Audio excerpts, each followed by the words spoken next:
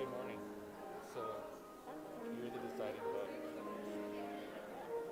So, Barbara is adamant that we don't make an announcement requiring vaccination.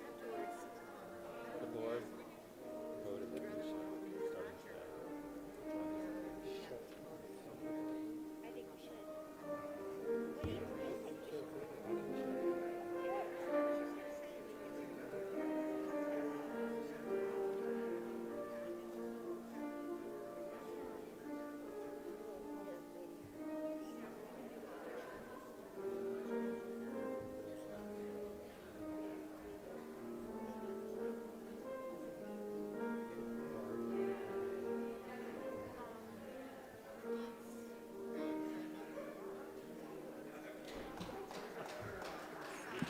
Thank you.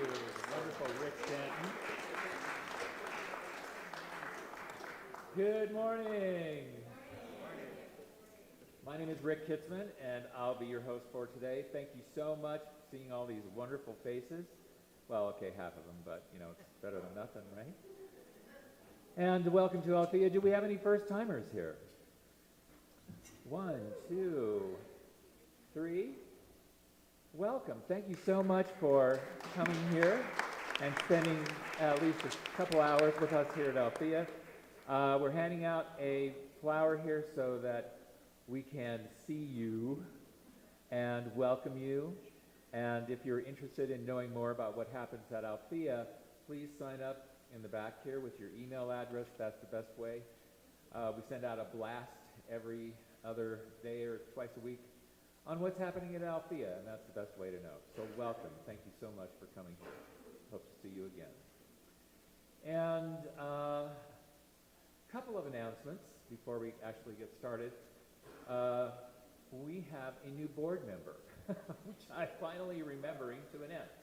Barbara Vale, if you would stand.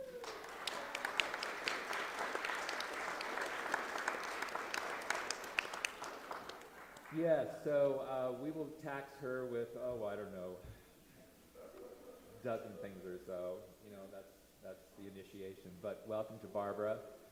And that gives us a full board. We have 7 members. So we are finally a complete board after over a year of, vacancies and filling them, and then more vacancies, etc. So welcome to Barbara. The other thing to talk about, and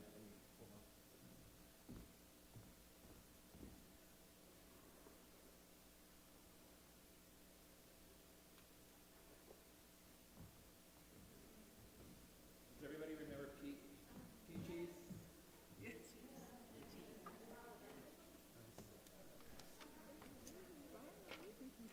Okay.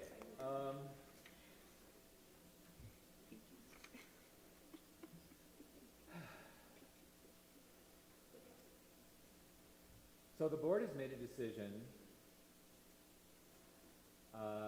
to require proof of vaccination to attend Sunday services.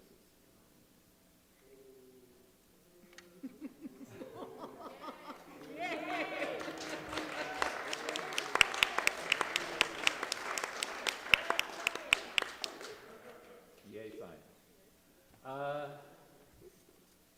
You know, it was a very interesting, lengthy discussion, and we had some dissent.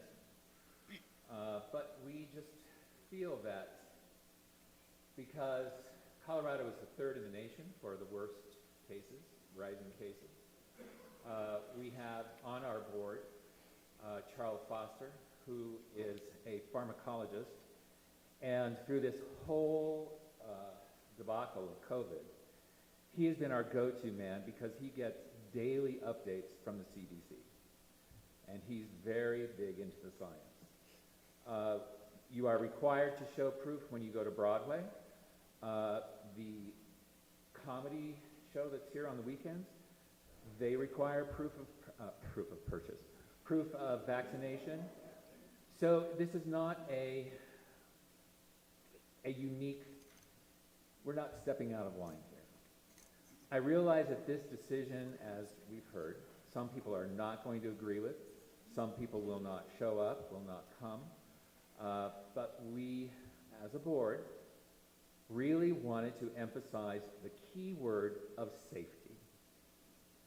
And it wasn't an easy decision to make by any stretch of the imagination.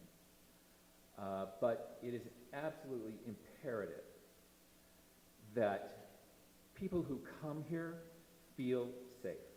Yes, we are requiring masks, but showing proof of vaccination, which the science tells us is the best way to prevent spread. We want to make sure that a Sunday service here does not become a super spreader event. So there you have it. Starting right. So we are going to start this process, and this will go out either as an email blast, the contents of this note will go out probably Monday, tomorrow.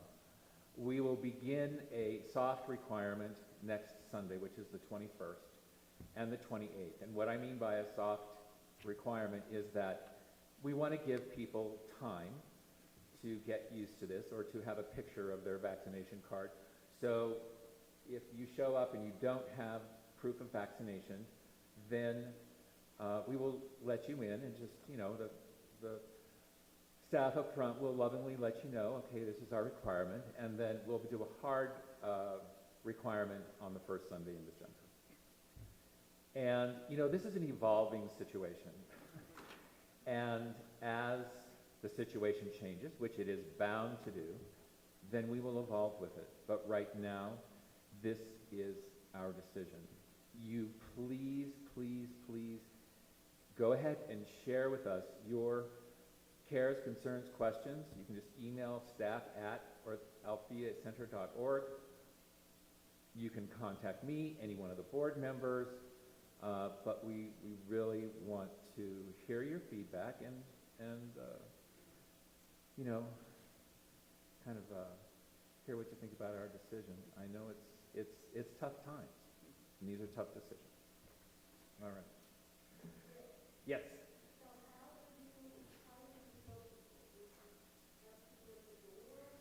Yeah, we will probably have maybe someone here at the blue doors on the side, obviously someone up at the front, and you know, we will be getting with SARMA and the volunteers to make sure that they're safe, because we don't want them to become the subject of belligerence.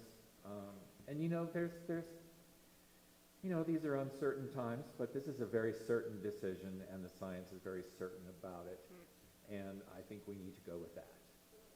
So we will make sure that the volunteers feel comfortable, and knowing that a board member will be available should a situation, you know, escalate. Yes. Yes. Carrie? You know, we're going to have a board meeting this today after service, and that's going to come up. So It's a great question. We don't know about other events. You know, we've got clients here about their policies and things like that. I don't know if we have any control over that, but that's a great question, and we'll hash that out at the board meeting. Anything else? All right. Well, I don't know about you, but I'm ready for an opening prayer.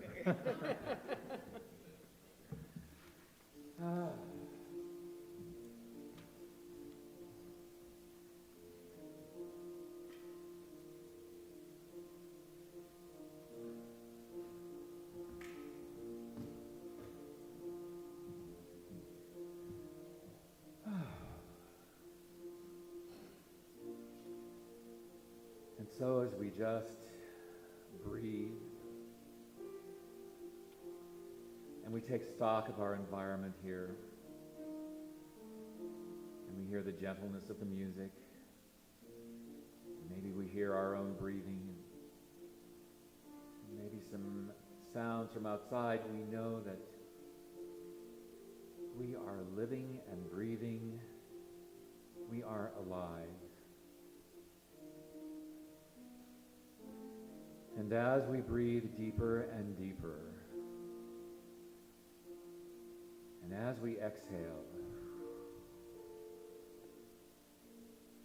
let us just let as much of the outside environment go as we possibly can.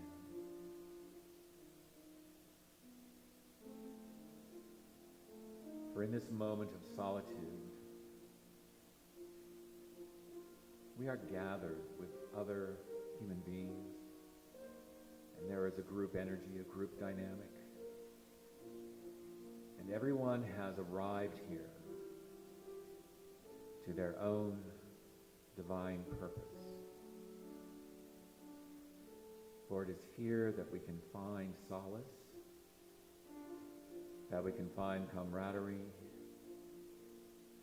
that we can find peace and joy and humor and excitement, and a way to greet the world upon our departure.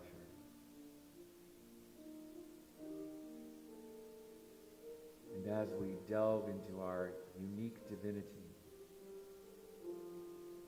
let us know and acknowledge that we truly, each in our own way, are a divine child of Spirit, of God. We are so unique. And each and every one of you has that divine connection with access at any given second. And how grateful each of us is to simply be alive in this uniqueness.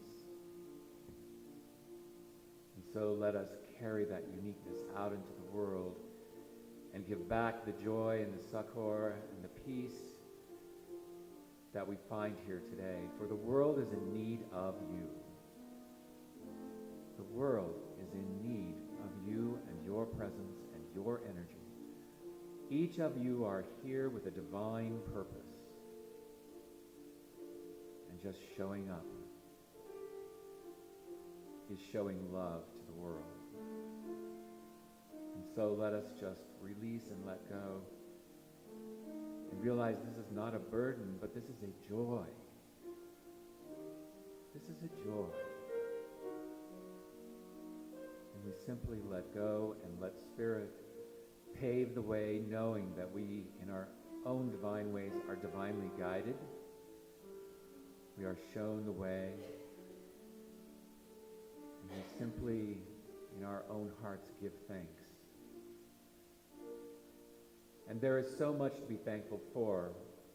We give thanks for this sanctuary, for the people in it, for everyone who makes it happen, for everyone's presence, and for its own presence in this, our beloved city of Denver, and our beloved state, and our beloved country. For each of us is part of a bigger picture. And that picture is to bring love to the world, which is in so need of it. So let us, in our own ways, just say, Amen.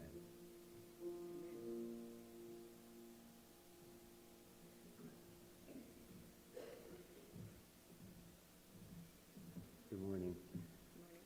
I'd like to invite Catherine up to do the Face of God signing, and we're going to stand as you're able and recite the statement of being, followed by our sung response, the Face of God. God is all, both invisible and visible. One presence, one mind, one power is all. This one that is all is perfect life, perfect love, and perfect substance. We are individualized expressions of God and are ever one with this perfect life, perfect love, and perfect substance. You are the face of God.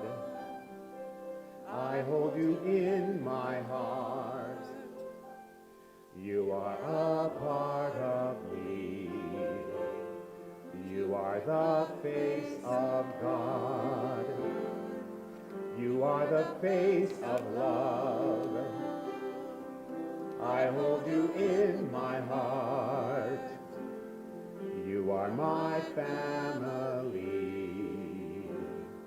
You are the face of love. Thank you. I'd like to invite our featured musician up today, our guest artist. He's a guest artist, but he's really part of Althea's family. Gonzalo has been playing music here since before I started coming, and he's always offers us something special, something heartfelt, something of the moment. So please welcome Gonzalo Tepa.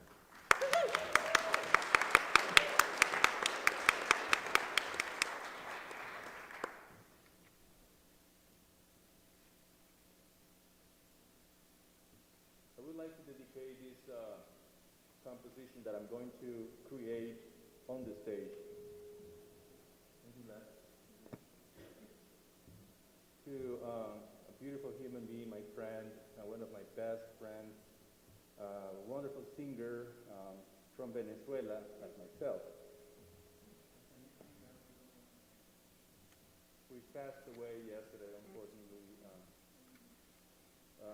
It was a really, really hard hit for me and his family and all his friends. One of the best friends I have ever had, and I would like to play for him today.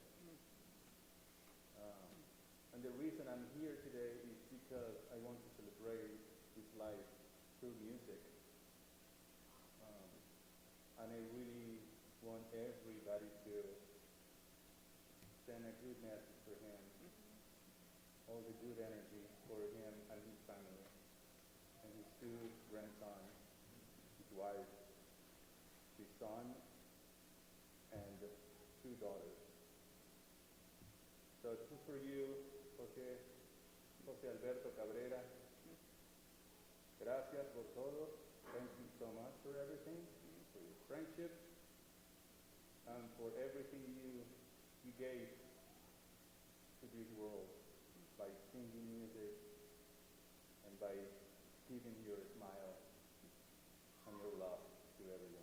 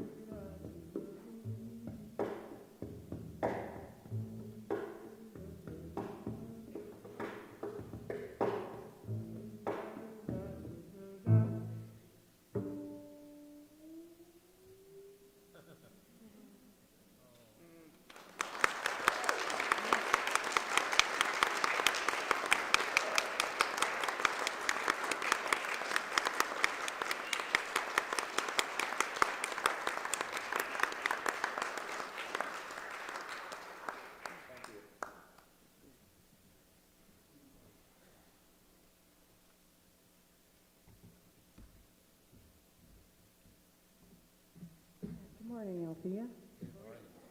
How you be out there? All right, so today's reading I chose is by Stephen Swartz. And so as we are entering into the season of darkness, the season of the north, he offers us hope to access that light within. We must be willing very gently to let the outside go and then come into a relationship with ourselves, which is felt in the heart.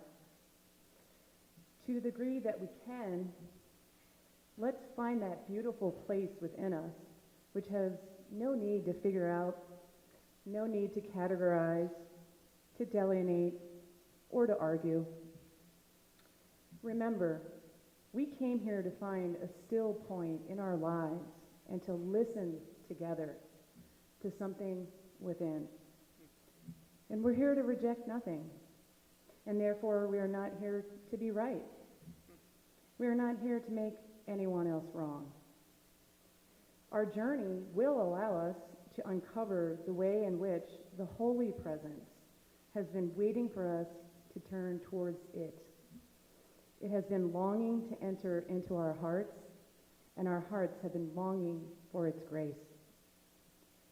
We know we live in a world of limits, but so much of our struggle with our problems and so much of our pain has to do with our conflict within.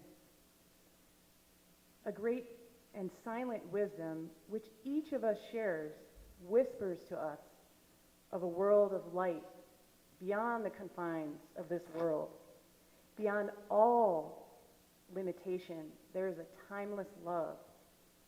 The spiritual journey, whatever the specifics of that path, must be a journey of compassion.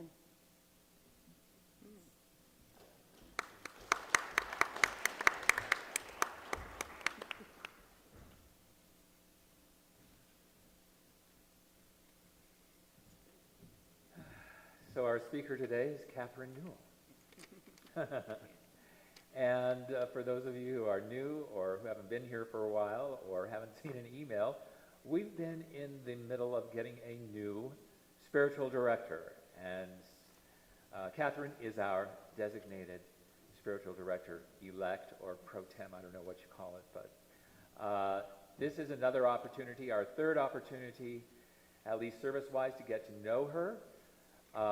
She is a Spitfire, and she comes from a wonderful tradition of her family, of many generations of women, all the way back to grandmother, great-grandmother, in the New Thought tradition and spirituality. So she is going to fit right in with Althea, because obviously we all know, or now the newcomers will, that this was founded by women. So please welcome Catherine Newell.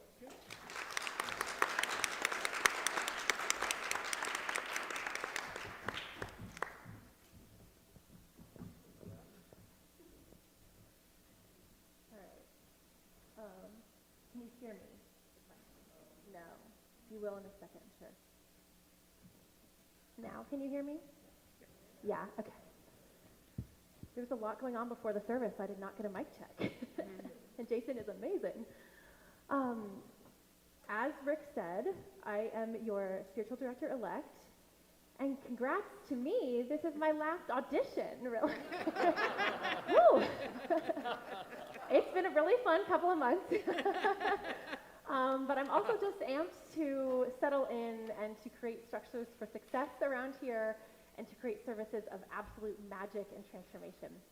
So, not that you haven't had that before, but to really continue that legacy here at Althea. So, thank you, each of you, for making me feel so welcome here, for helping me learn the lay of the land, and just being such loving, open hearts in spirit. I just want to say that it's okay if you feel a little messy today. I do. I don't know if you've been feeling that astrology lately, but it is intense out there. I think I had 3 or 4 Zoom calls this week that either didn't happen or technology just couldn't make it happen. My relationships have been interesting sometimes. Family, right? We're headed into the holidays. Doesn't make it easier, does it? And as you heard, Althea is entering into a vaccinated phase with most of the world. And this is also a transition as well, right? As much as we want to be done with this pandemic, it is not done with us. And that sucks. What I'm here to talk to you about is actually not how it sucks. It's how you were meant for this moment. That's the topic that I'm here to chat with you about. Before I head on, the holidays will come. We'll do some really awesome stuff at Althea. I want you to honor yourself this holiday season as you enter it. I invite you to check in with yourself.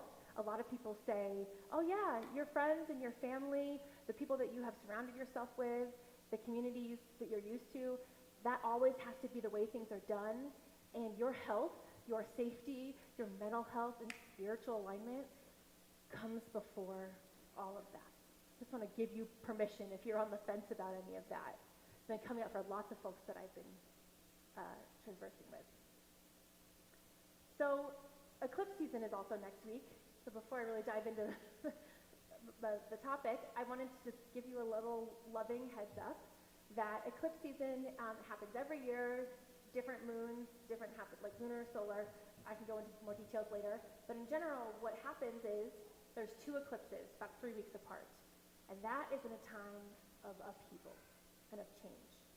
And I want to let you know that whatever is about to change or literally flip 180 in your life,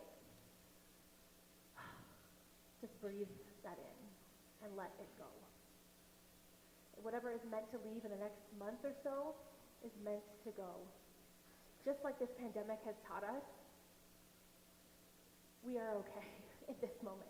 You got yourself here even today. Maybe that was a struggle, and you did it.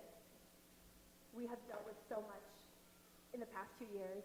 I had another minister friend of mine this week ask me, who were you 2 years ago? And who are you now? There is nothing the same in my life. I was single, living in a studio apartment, running a nonprofit, all these things were happening, and I am engaged with a kid, with a full family, living in a different part of town, and now hopefully leading all of you. So many of us have wounds from all different parts of life and a lot of trauma that we bring with us. But today I'm going to use a biblical story to kind of elaborate. It's called exegesis. It's using a text, any kind of spiritual text, and looking at it, kind of breaking it down for its wisdom, for its roots. I acknowledge, for me especially, Christianity, incredibly triggering. I don't know if that's been your experience.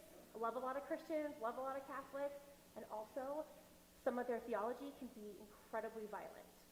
So if this has been your history, first of all, I'm sorry. This should not have happened to you.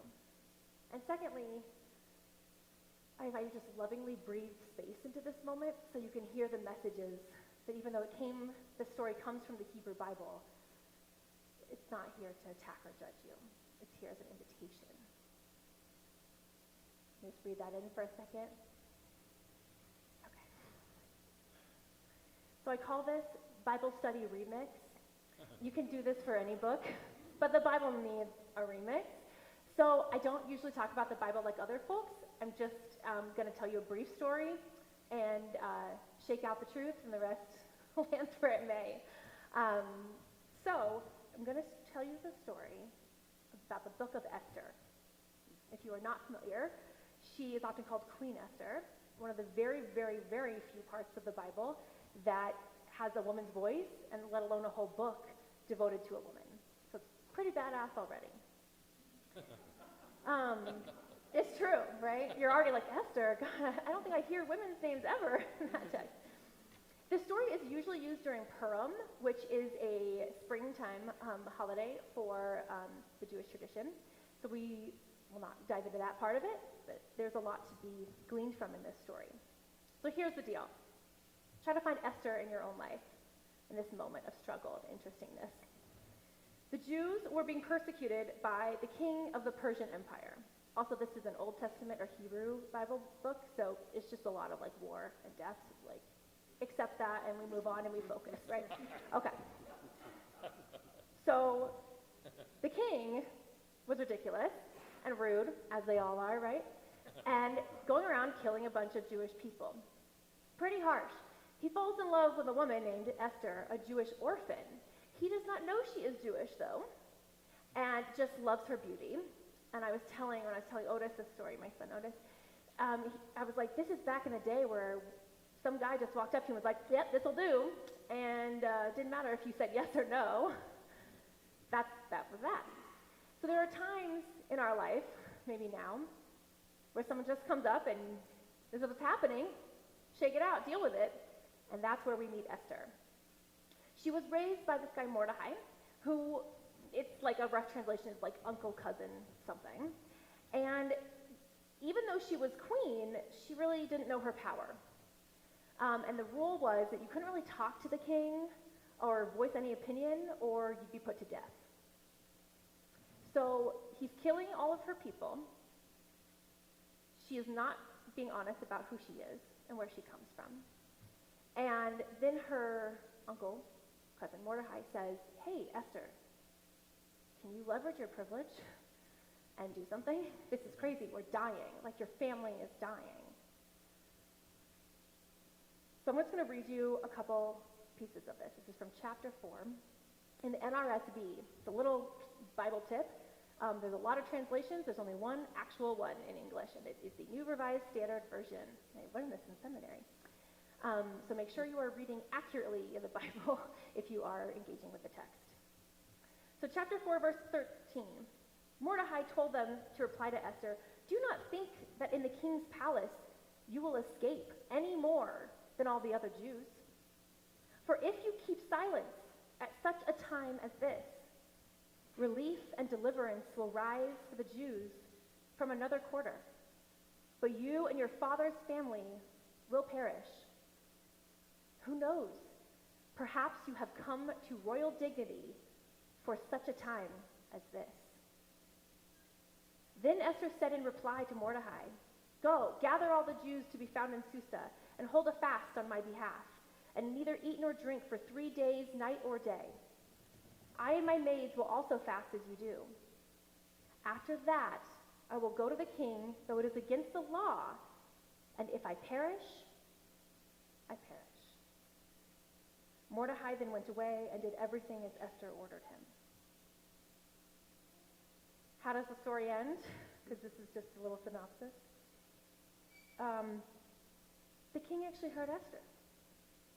She found her strength, she found her voice. She said, hey, stop killing my people. And he said, you're Jewish? Okay, let's protect these people. Which is amazing. Also, it's an Old Testament book, so of course the story really ends with the king saying, okay, Jews, everyone that's killing you, kill them back. Yeah. And the war continued. It's a big book, so a lot of war. So that part sucks. But the core of it, right, is a story about Esther, about this woman who was in a situation she did not choose on multiple levels. She didn't choose her identity, her religion. She didn't choose her marriage. She didn't even choose to be elevated from a Jewish orphan to queen. And yet, that's what her story was. Her identity, she thought, was the end of the road, like her Achilles heel, so to speak. But it wasn't. Your struggle, whatever you are going through right now, is not something that you need to apologize for. I envision Althea in continuing the legacy of authenticity, and that requires vulnerability. And so I come to you as hopefully your future leader, and also I hope you come to me back with this same authenticity, with this same gumption to be yourself, even when it's uncomfortable, even when you think you have no options and life is barreling down on you. I know I felt like that countless times in this pandemic. In my whole life, sure, but in the last 2 years, I don't know how many times I thought, I don't know where to go from here, actually. I have no idea how to chart next. I don't know. My mind went blank, and I just had no idea how to go forward in my life. Career transitions, relationship transitions, family.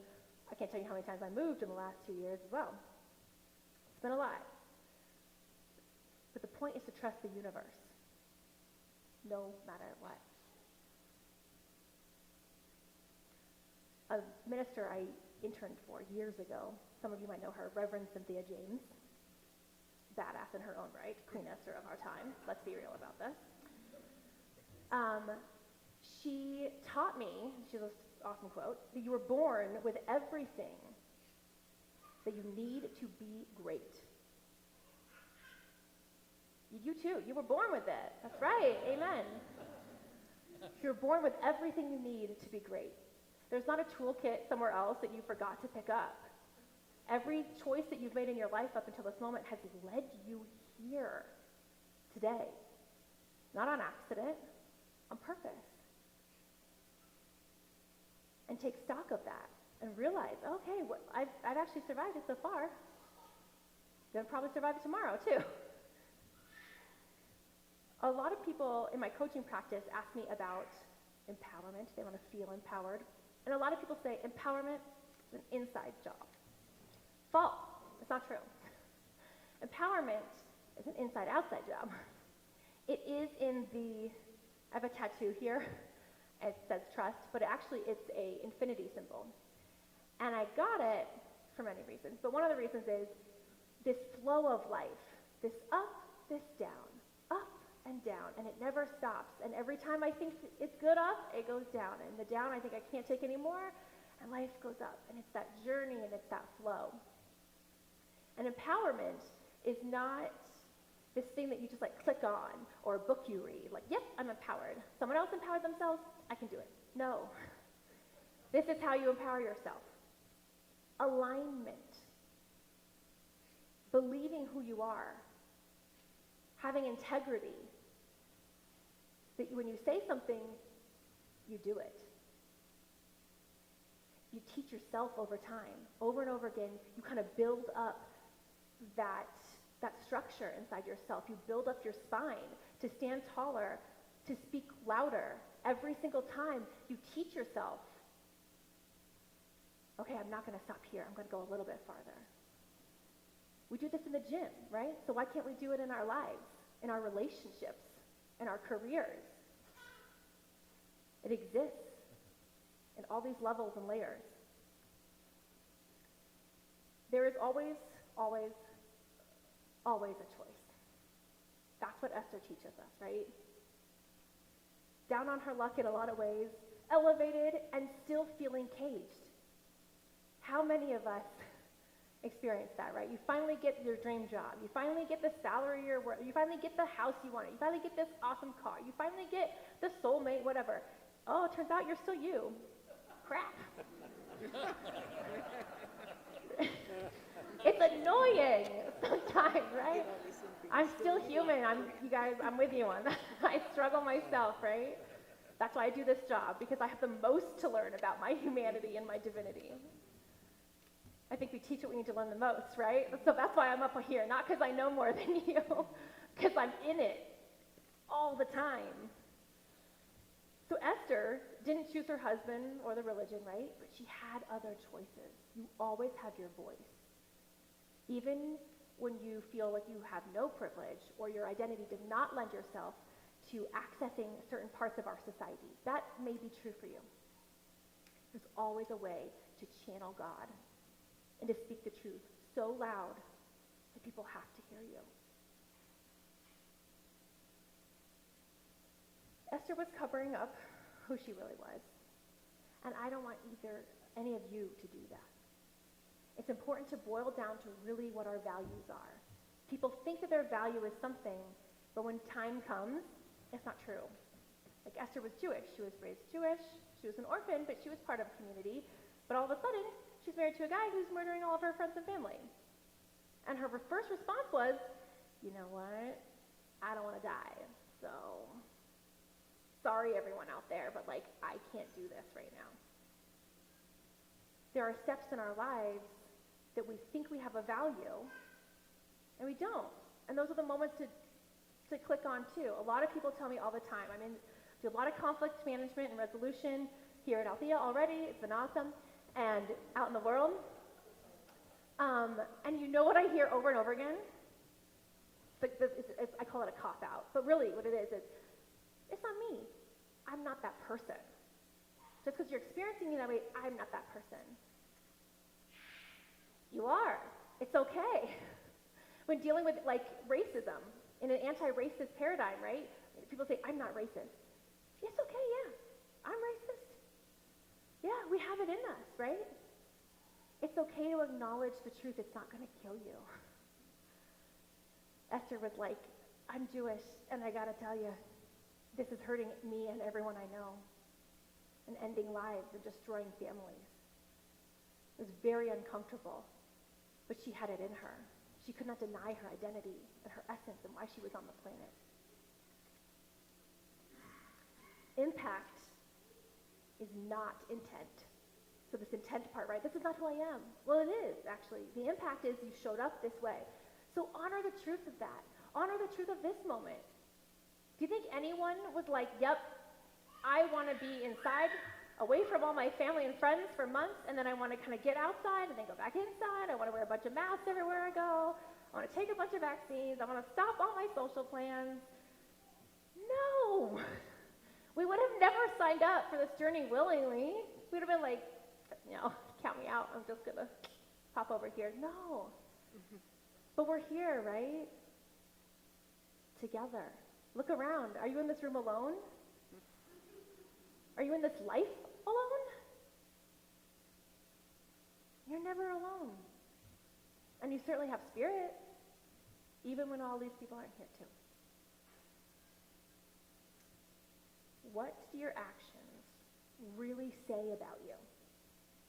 Not just your words, but what are your actions? Esther put her life on the line. With her words and her actions, her body was on the line. That's not an ally. That's an accomplice. That's the difference. What if Esther had kept quiet? How would that story end?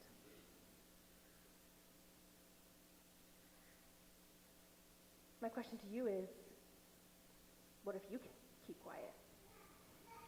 There's something that you need to say. There's something that you need to show up as. There's something that you need to align your actions and words. We're not here on accident. So get in touch with what that is. And then do it. Because that's the empowerment part. There is nothing like that feeling. And I'm going to go deeper into this in the deep dive afterwards. But we're going to go through a practice of getting in touch with that feeling, that real empowerment. Not this like positive thinking, I can do it. No. Real thinking, real knowing yourself. That's where the empowerment comes from. But I've been through hell and back, and you know what? I know who I am. And that's why anyone can come for me and say, Catherine this, and I'll be like, And I know who I am. And that is unshakable. Yes, it's unshakable. I love intergenerational worship. I love when kids get involved, as you all know. Spirit speaks through all of us, right? Someone is learning how to use their voice right now, right? Actions and words aligning. Yes. Future Queen Esther. When I think about Esther, I think of that quote that, of course, I and probably every one of you has on a mug that says, well-behaved women rarely make history. She was not well-behaved. At least in the second half of the story, right? She was in the first half. She did what she's told. She fell in line. What happens when you shift your identity from being someone who follows just the way that the people are moving and the way that spirit is showing you to move. In your body, in your essence, everything is saying, do this thing. And you know what disempowerment looks like? When your whole body is saying, go this way, and you're like, nope, I'm going to go this way. That's the story of Jonah. I'll tell that another time. But listen. Listen to that voice and share it. I love the part at the end where Esther says, if I perish, I perish. And that's it. She is willing to go and to be put to death by this man who says, I love you, for her convictions and for her community and for her values deep, deep down. Not for the circumstances of her values, not for the symptoms of the situation, for the core of it. For the core. Where is your core? And how can you use Esther's example to move forward in that? I also wonder what you would do if I told you, because I know a lot of people think that I have all the answers, but what if I really did tell you, or anyone on the stage really, anyone can come up here and there's something, oh yes, they know. Well, I'm going to spoil it for you and tell you that whatever you're going through, you will work it out. You will survive it, right? Like I said, we came from a long line of people who survived a lot of stuff. A lot harder sometimes than what we did right here today. And not just our levels of privilege, like just to feed yourself and clothe yourself was hard for a long time for folks.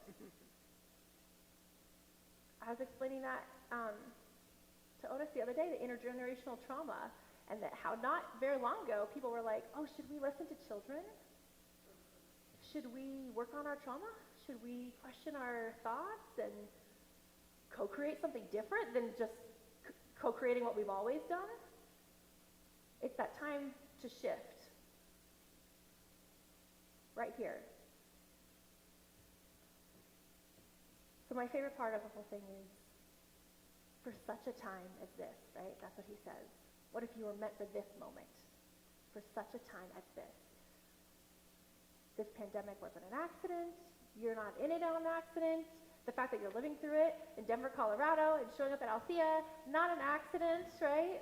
That we lean on each other and connect with each other and have this community to root in, to remind ourselves of that power.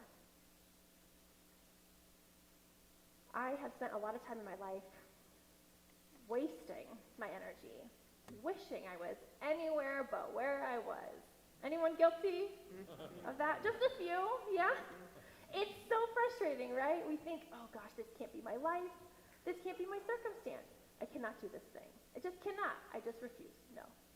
And the whole universe is like, yeah, we're going down the street. No. Yes, go. You can do it. Sometimes that feels like a wrong turn. Sometimes that feels like questioning God. And that's okay. I think that's where real faith comes from, is in these moments, for such a time as this. Not any other time, for this time. Today. So don't resist those signposts, right? She didn't stop fighting injustice. She wasn't like flowing with God to the point of just like, oh, I'm just going to let it, just going to slowly go this way. No, it's you're going to walk on that path and walk with purpose on that path. On purpose, with purpose, not on accident. Perhaps this is the moment that you were actually created for. So I pray you hear the lessons from Esther, a badass who lived like 5,000 years ago, who taught a lot of men how to walk in their power and standing up for her people. The 3 lessons I take away is to risk everything to be yourself. Risk it. If I perish, I perish. I have to be myself. I have to exist in this life with integrity, or what is the point? You're not alive. She knew that if she did not say anything, like what if the story ended differently, right? That was a slow, agonizing, painful death that she was just marching towards. But history remembers her in one of the most famous books of all time for standing up and speaking up and leveraging the privilege that she happened to be bestowed on. Integrity doesn't waver, and you were made for such a time as this. Thank you for your commitment to being alive and be fully activated and awake in this moment. There are so many people checking out right now, and each of you are in this building saying yes and leaning in, and I thank you. for being accomplices with me and for co-creating the new way of being, charting our new territory so we can all be our own Queen Esters. That's it. That's what I got for you. All right. Thank you. I believe, if I am right, you'll tell me, but we're going to do the offering, right? Awesome. I love this part because it is the time when you get to lead with your whole being and your whole heart and give back to this community what you have received. I pray you give to the level of your privilege. I pray that you give with the level that you feel committed to this place and that you feel that you've received. I have received so, so, so much. And it's a beautiful time to share so much more as we go into this very interesting holiday season in a pandemic. So with your whole heart, invite the ushers to come forward and to start collecting, and pray over that money and know that you are flowing through prosperity in what is in your hand, and you're flowing into this space and back in your own lives. That this is the infinity, right? You flow out, you flow in, you flow left, you flow right, and it's forward and backward. And this is the dance. And it exists with prosperity too. All right. And I think we're going to have a gratitude prayer, and then we would love if you would share your music again with us. Phenomenal. All right. I'll come back with an ending prayer as well, just so you all know. But more music to come.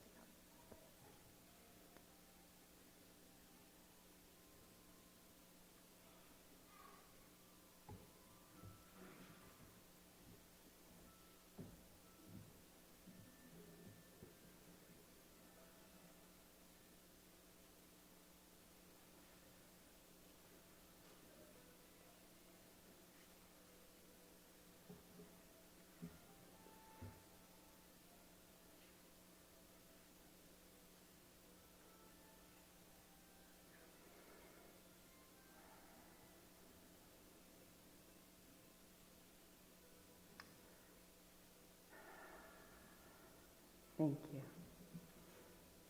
And we just breathe in the breath of life. Be filled with that gratitude. Be filled with the divine essence, love, spirit, and just that authenticity that Catherine so beautifully spoke about. And we also bring in the love that Gonzalez shared towards his dear friend, and the beautiful music from Rick, and all the amazing volunteers here, and the heart, the soul, the beauty of Althea. From this place, we share our abundance, we share our gratitude for this magnificent building, for this magnificent community, for all the beauty, the love, the incredible essence that is shared right here and right now. And we let this go, and we let the sunshine and the warmth of this amazing winter day fill our souls, and so it is. Amen.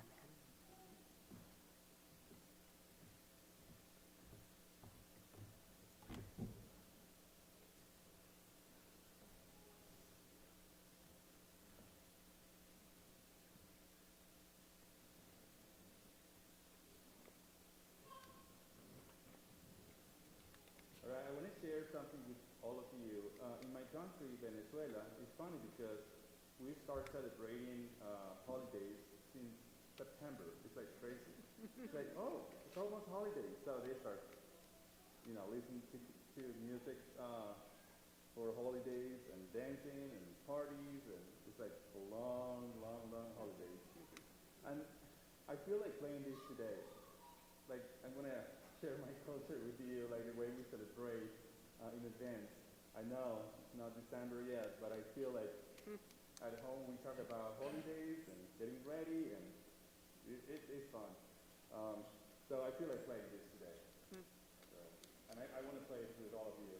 I'm going to ask you to do something really simple. If you can't do this, just keep your leg like this a little bit. Okay, so it's going to be like this. There you go. Let's bring the holiday spirit today.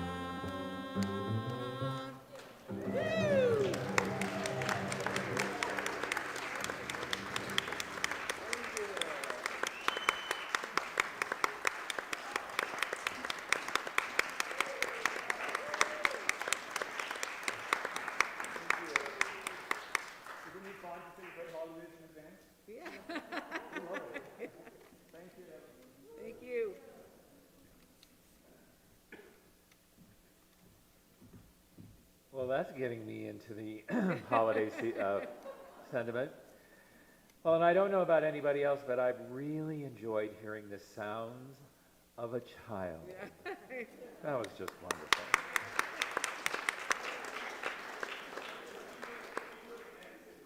Yeah, he's still dancing. All right, let's see. A few announcements. Of course, don't forget, next Sunday is when we will have the voting for the membership. Members can vote to ratify the choice of Catherine, so that will be after service next Sunday. So please join us. If you can't make it, either mail or fill out a proxy form, which are in the back, and there is a lockbox where you can stick it in there. We don't want to have to go through any kind of a forensic, what's that called? Recount. Yeah. Ay, ay, ay, ay, ay. Ay, ay, ay, ay, ay. That's the Queen Esther in me coming in. Some queen, I don't know which one. Anyway, where was I? Oh, yes, so that's very exciting. That is so exciting. And We have prayer partners, as we do every Sunday, so please, please, please, if you are in need of talking to somebody and you want something personal and private, affirmative prayer, we have our prayer partners available. They will be over in the prayer room next to the library. Who's prayer partners today? Lori. Oh, Lori. Oh, we'll be in excellent hands. Let's see. What else? Classes on the back. I'll just go through these real briefly. We do have a yoga class. That's going to start. Next event is on the 20th. We have our gong bath, which will be the last Sunday of the month on the 28th. And we have Embracing the Empath Within You workshop. And that's by the Reverend Suzanne Hunt, who has done this many times before. She's wonderful as well. Don't forget, it's not on here, but we do have every Thursday, we have Community Connections run by Kathy, and she does a fantastic job. That's Thursdays. Is it 11:30? I think it's 11:30. So take advantage of that. She puts a lot of heart and soul into those classes. Any other announcements? Snacks today will be a little different. We are going to ask you to take them outside. You can still get coffee, right, and tea in the dining room, but again, in honor of the safety of everyone, we are asking you to take them outside. And I know it's hard, I know it's tough, but again, the key word is going to be safety.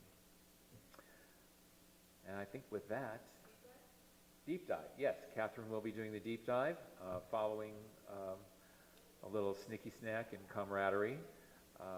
Anything else? That's in the historic library. Yeah, what time? I can't tell. Yeah, about 12 o'clock. Well, noonish. And I think we're ready for a closing prayer.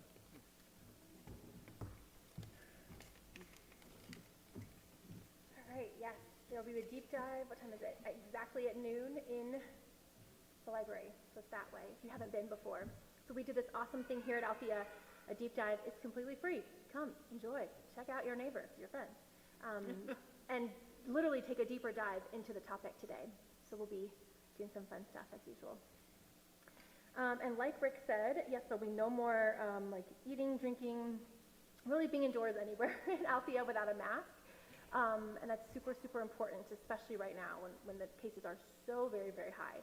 It's a beautiful day outside. So we have some tables set up, some yummy snacks still. So just grab your coffee in there and then just walk about 20 feet and you're right there. So it doesn't have to change too much of what we do here.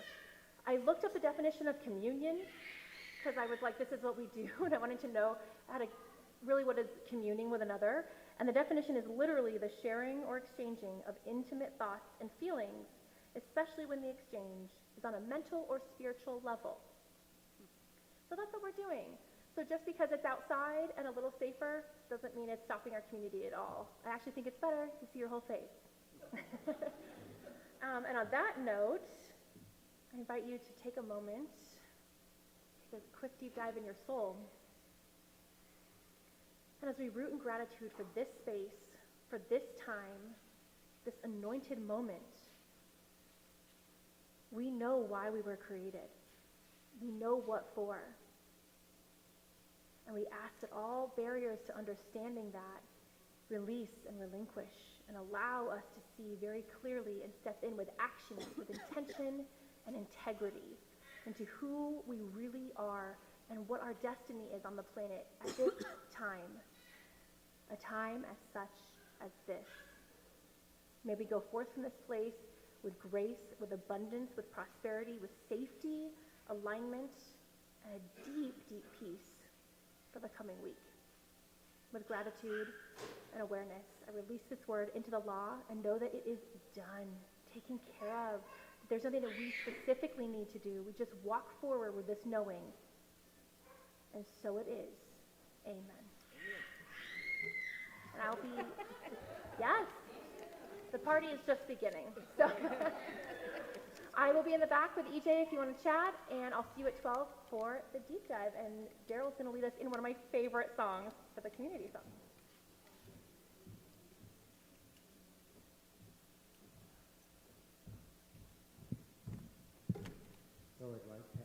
stand as you're able and join Rick and I on True Colors.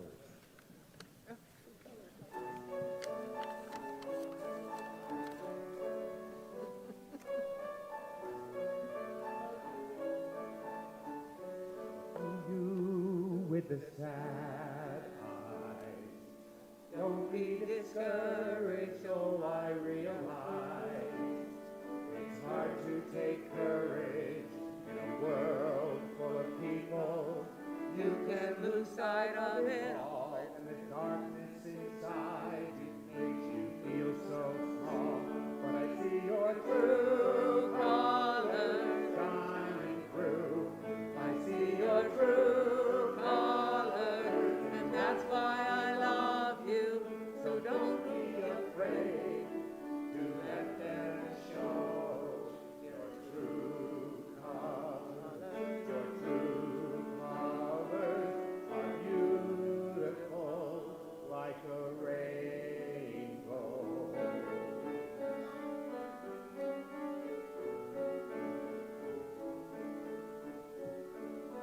Show me your smile then. Don't be unhappy, can't remember when I last saw you laughing. If this world makes you crazy and you've taken all you can bear, just call me up, because you know I'll be there. And I see your true colors shining through. I see your true colors, and that's why I love you. So don't be afraid to let them show your true colors, your true colors, your true colors are shining through. I see your true colors, and that's why I love you. So don't be afraid to let them show your true colors. Your true colors are beautiful like a rainbow.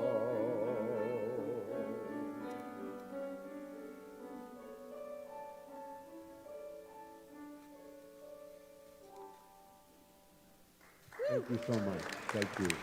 Have a terrific day. I think it was so different between the two, so we haven't found it out yet. We might do it this time. She says like Today? later, yeah.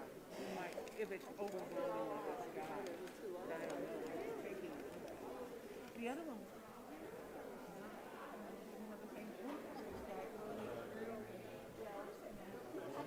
My thought, but I don't know what the vote was. We got to vote for it. We did a thing with us, a program with a song we knew and then one we brought, and the other one did the same thing, set up with the same, and then we rated them, very easily set up ahead of time, and then we voted which one we voted. We weren't left with, well, here's our rating, which one did you like? We really chose which one. So I know, it was really interesting.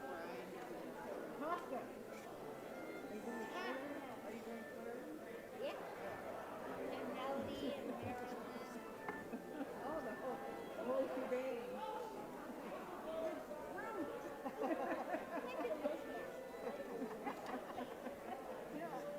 I usually wear those white masks. I usually wear those easy. What's this? It's blue. It's so pretty. I don't usually get these. I have a mask that is like required because we're getting old. And I'm not big on the big. Yeah. Oh my God. All right. Well, I guess I gotta do this. You're ready. March. Yesterday is the 13th anniversary. So I had a candle burning for her and it went out.